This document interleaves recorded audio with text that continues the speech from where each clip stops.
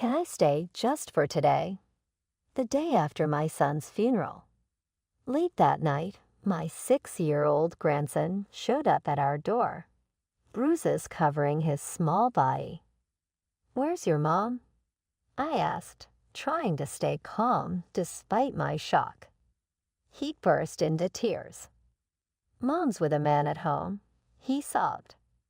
My daughter-in-law didn't even attend her husband's funeral after his sudden death. Now she was with another man. And the bruises on my grandson. What could they mean? I feared she had done something terrible. I decided then that she would never recover from the consequences of her actions. I should have opposed my son's marriage 7 years ago. Maybe then, none of this would have happened. Life had been peaceful. My husband spent our retirement gardening and taking walks, enjoying our quiet days. Ryan, my only son, had married Leah. They lived in the next town with their 6-year-old son, Ethan.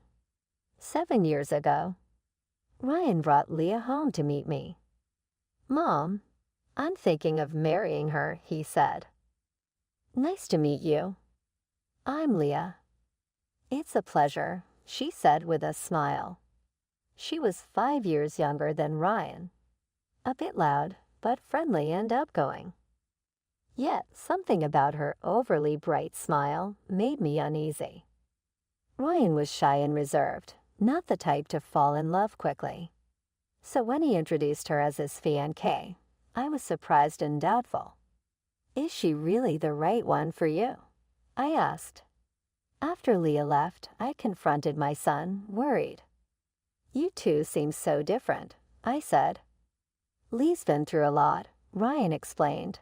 "She lost her parents young, but she's strong. I admire that about her." When he talked about her, he looked genuinely happy.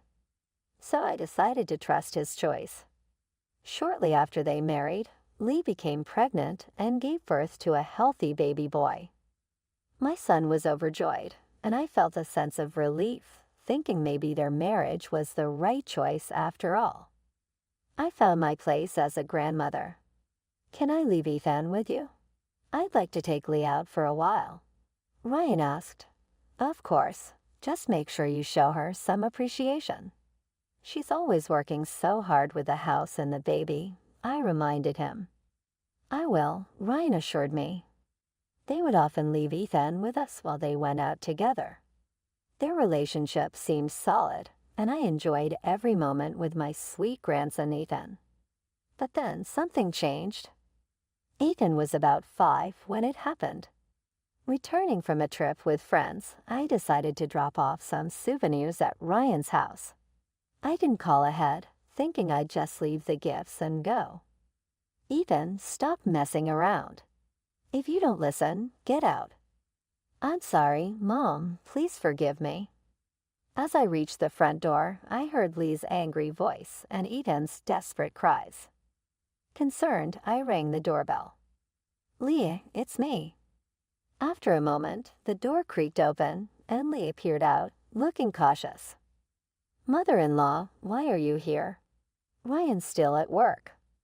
Lee's expression darkened when she saw me, her tone barely above a whisper, as if dealing with me was an annoyance.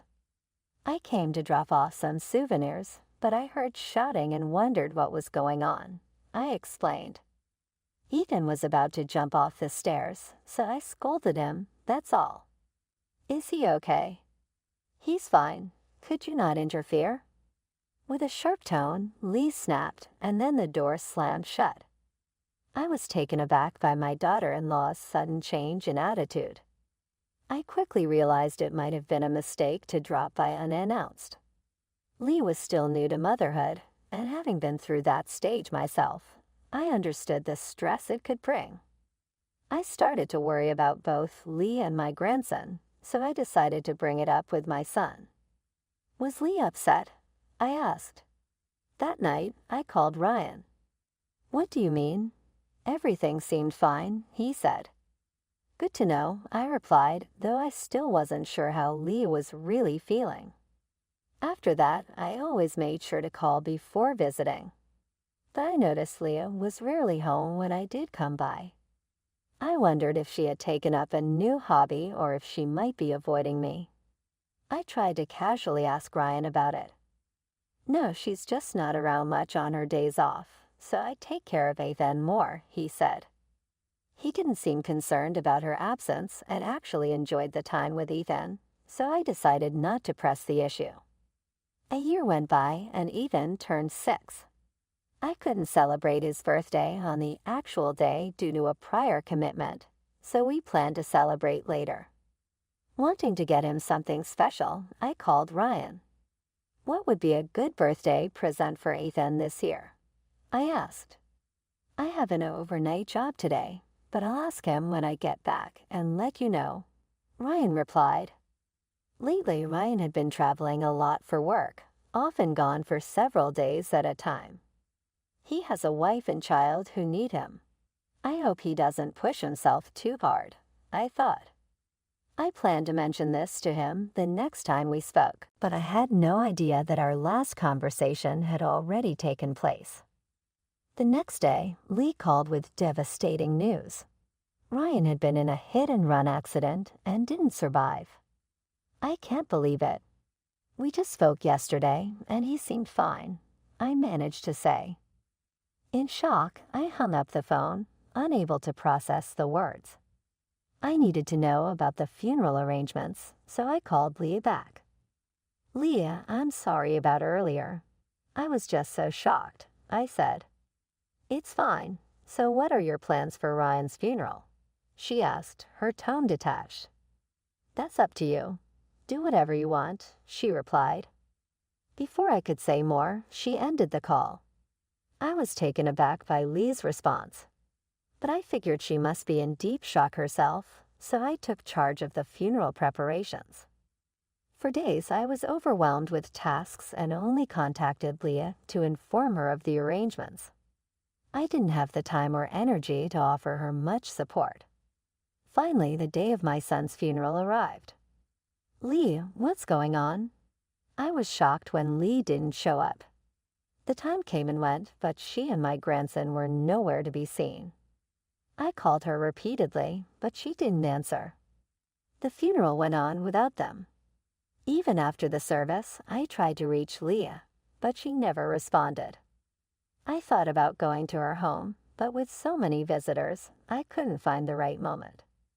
Then late the night after the funeral, I heard a small voice. Grandma, Grandpa. As I woke up to use the restroom, I heard a small voice coming from the front door. Who could it be at this hour? I opened the door carefully and was shocked to see my 6-year-old grandson, Ethan, standing there. He was covered in bruises. Can I stay over just for tonight? Ethan asked, his voice trembling as he fought back tears. Where's your mom? I asked. She's with a man at home. He told me not to come back until tomorrow night, Ethan replied. I was horrified to learn that Ethan had walked all the way from the neighboring town to reach us. I hugged him tightly as he began to cry. Losing my son had been painful enough, but knowing that my daughter-in-law was with another man while neglecting Ethan filled me with both sadness and anger. Then I noticed Ethan's injuries. As I examined him more closely, I saw scars all over his body, some fresh, others old. What happened to these wounds? I asked. I can't tell you, Ethan said, refusing to speak further. No matter how gently I asked, he wouldn't say if he was protecting someone or too afraid to talk. I started to wonder if my daughter-in-law had been mistreating him all along. I brought Ethan inside and gave him some hot milk. Grandma, are you sleepy? He asked. No, it's something else, I replied. If Dad's in heaven, do we get lots of money? Ethan suddenly asked. What? Who told you that? I was stunned. A 6-year-old shouldn't be thinking about things like that. Some adult, must have put the idea in his head. Mom was talking to a man, Ethan added. That's when suspicions started to creep in. The police were still investigating the hit and run that killed my son, and they hadn't found the driver yet. But hearing what Ethan said, and knowing how Leah had been acting, I couldn't shake the feeling that she might be involved. I couldn't just sit there. I woke my husband, who was asleep upstairs, and told him everything. I asked him to put Ethan to bed, while I decided to check out Lee's house, where she was likely spending time with another man. When I got there, I noticed a car I didn't recognize parked outside. Lee doesn't have a driver's license, so it had to belong to her lover. Could this be connected? I wondered. I wrote down the license plate number and checked the car for any signs of damage. I found a dent on the front, as if it had hit something. As I tried to take a picture, despite the late hour, someone approached and started talking to me. From that conversation, I became convinced that the car's owner was involved in Ryan's hit and run. The next morning, I took Ethan to the hospital, and my husband went to a place that would soon become crucial. In the evening, after leaving Ethan with relatives, my husband and I returned to my son's house. The same car was still there. Her lover must still be inside. I pressed the intercom, nerves on edge, ready to confront Leah. But she didn't answer right away. "Leah, I know you're in there. We need to discuss Ryan's insurance. Could you come out?" Of course, that wasn't my real reason, but I figured mentioning money would get her attention. Sure enough, after a moment, Leah appeared. "What do you mean by insurance money?" she asked. "Since we're here, could you let us in?" Hold on. Can we talk here?" she insisted, standing firm at the door, blocking our way inside. "Is there a reason we can't come in?" I pressed. She went silent. With my husband's help, we pushed our way inside and started searching the rooms for her lover. "What do you think you're doing?" "I'll call the police," Lee shouted, trying to stop us. I ignored her and opened the bedroom door, finding a man lying on the bed, the one we were looking for. "Who is this?" I demanded. "It doesn't matter who he is," Lee snapped back. "Did you miss Ryan's funeral because of this man?" "That's not true. He's just a friend traveling across the country. He just got here, and I let him rest. He's tired, so please don't disturb him." Her excuse was absurd, and I couldn't believe what I was hearing. But Lee acted like we were the ones out of line. Don't lie, Ethan came to our house in the middle of the night, crying because his mom was with a man and wouldn't let him in. He begged us to let him stay. "You can't trust what a child says," she shot back. "He's your lover, isn't he? You've been neglecting Ethan and leaving the house often to meet this man, haven't you? If taking a break means being accused of cheating, then I can't even relax," she said, seeking support from her lover. They both started smirking, laughing at us as if it were all a joke. "Enjoy this while you can," I whispered to my husband, subtly starting to record the conversation. "The one who hit Ryan and fled was your lover, wasn't it?" Lee laughed, her body trembling slightly as she tried to maintain control. "Ha, what are you talking about?" "Accusing us without evidence. You're losing it." They continued to mock me, sneering throughout the exchange. I wouldn't bring this up if I didn't have proof. There's a significant dent in the front of the car parked outside. "You're calling me a criminal over that. It was just a minor bump, and it wasn't even on the day of Ryan's accident. It happened way before." The man remained unfazed, and Lee stood there, watching without a word. "But there are witnesses. They saw you both trying to get an estimate from a repairman on the day Ryan died. I met a young man who lives nearby when I came here late at night. He's a car enthusiast, and he recognized the car parked outside because he's been eyeing one just like it. He saw your lover talking to a repairman that day, and he also heard Leah pushing for the repairs to be done quickly. I don't recall any of that. It's absurd to trust what some random neighbor says." While the request was to fix a dent on the bumper, I continued. But the shop refused the job, so the car is still here, right? The neighbor even remembered the shop's name, so I sent my husband there to ask about it. They said your lover claimed the dent was caused by a cat, but the shop found that suspicious and refused the request. How do you explain that? Lee stammered, I just got a call from the police about a hit-and-run report. But I knew she was bluffing. No such call had been made. I decided to push them further. The car was a minivan, and the license plate number matches the one parked outside, doesn't it? That must be some mistake. He tried to deflect, but his earlier confidence had crumbled. They were clearly feeling the pressure. Just a little more, and I could get them to confess. I decided to switch tactics. I can't stand to see Ethan suffer anymore. Losing his father was hard enough, and now if his mother gets caught. I sniffled, covering my face as I pretended to cry. But the weight of the situation overwhelmed me, and the tears became real. Seeing this, Lee's demeanor changed. She seemed conflicted, her expression darkening. Actually, I asked him to go pick up Ryan. She suddenly confessed. Hey, what are you saying? The man interrupted. It's okay, Lee said, patting his shoulder, trying to calm him. The man seemed to sense something and backed down quickly. So suddenly, my husband jumped out in front of the car, and there was no way to avoid him, right, Jared? Yeah, that's what happened, her lover reluctantly agreed, looking uncomfortable. But Lee continued without acknowledging his unease. We panicked and ran.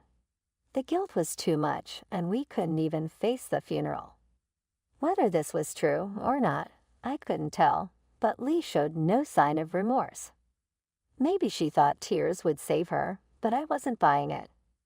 Even if that story were true, wouldn't Ryan have been saved if you'd called an ambulance right away? That's why we panicked, she said. Ethan asked if he'd get a lot of money if his daddy went to heaven. Did you get rid of Ryan for insurance money because he was in your way? Lee fell silent as I pressed her with the question.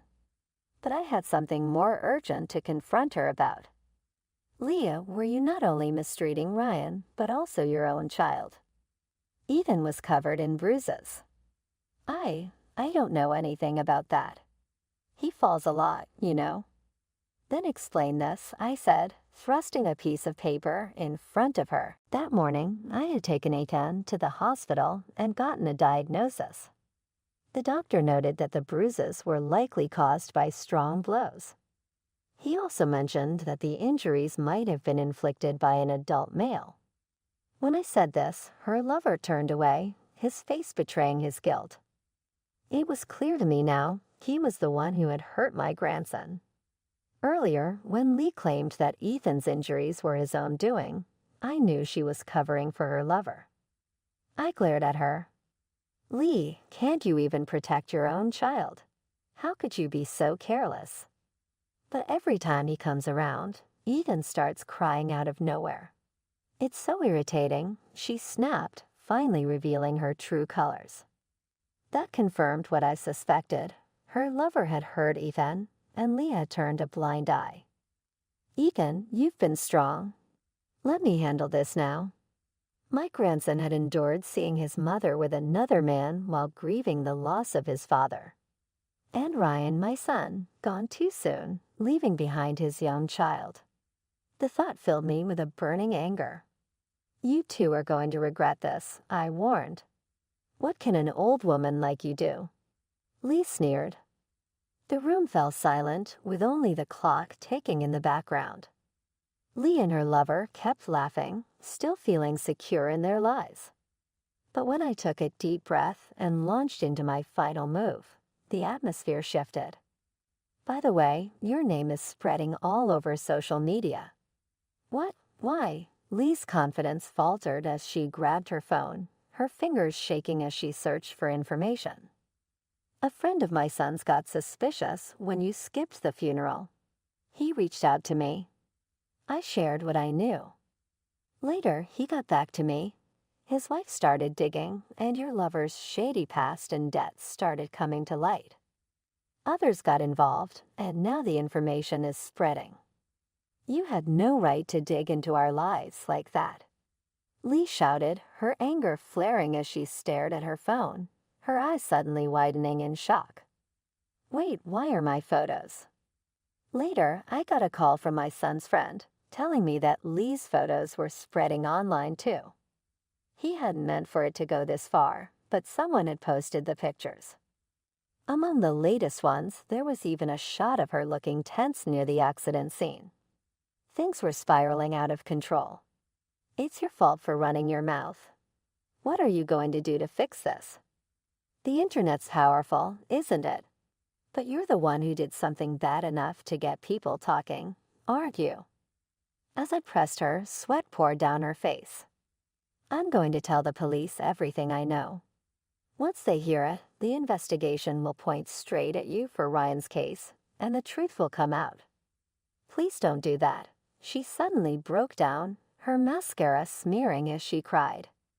Her lover kept apologizing too. I won't forgive you, no matter what you do now. Then they exchanged glances, and Lee nodded. Then we'll shut you up right here and now. To my shock, both of them lunged at my husband and me. But just then, the doorbell rang, and we heard someone shout, "Police!" Huh? Why? It turned out someone had reported seeing a car believed to be involved in Ryan's hit and run just before it entered the house. Help us, please, I shouted. Taking advantage of their confusion, my husband and I rushed to the door and were protected by the officers. Afterward, I explained everything to the investigators, and my husband played the recordings he'd made. The police quickly detained both of them. This is all a mistake. I didn't do anything wrong. Lee cried. Despite their protests, Lee and her lover were taken away. The evidence later led to the arrest of my son's wife's lover for the hit and run and the abuse of my grandson. While the exact sentence is pending trial, we're hoping for the harshest penalty considering the harm done to our son. Though Lee didn't directly participate, she may face charges for her involvement in the planning. And for ignoring the abuse of our grandson, she's lost custody rights. Facing public backlash on social media, she has no one left to support her. Eden is now under our care. Living with us, he's slowly regaining his happiness. We're committed to putting his well-being first and giving him